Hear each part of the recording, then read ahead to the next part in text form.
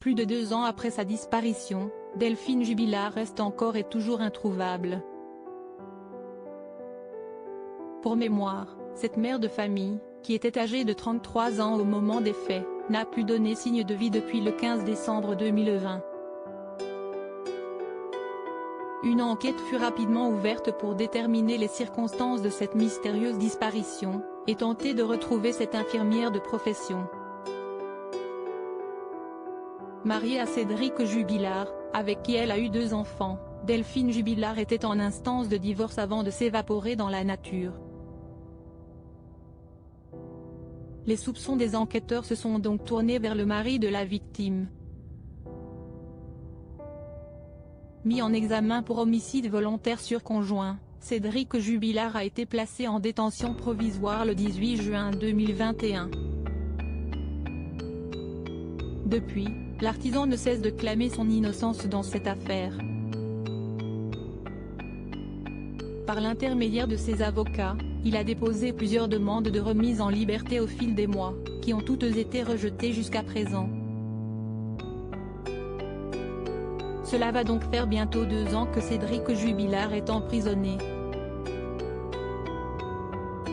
Si ce dernier était en instance de divorce avec sa femme, si est-il parce que Delphine Jubilard avait prévu de refaire sa vie dans les bras de son amant, baptisé Jean.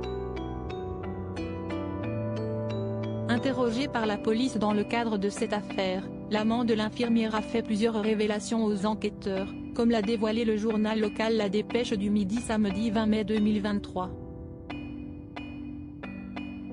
Disparition de Delphine Jubilard. Cédric Jubilard était du genre très vulgaire selon l'amant de sa femme. L'amant de Delphine Jubilard a notamment affirmé qu'elle ne supportait plus son mari. Elle avait honte de lui en société, partout, quand ils allaient au restaurant, les copains, les copines, oui il était du genre très vulgaire. Delphine m'en parlait, Anne, une amie, me l'a confirmé, a-t-il déclaré aux enquêteurs.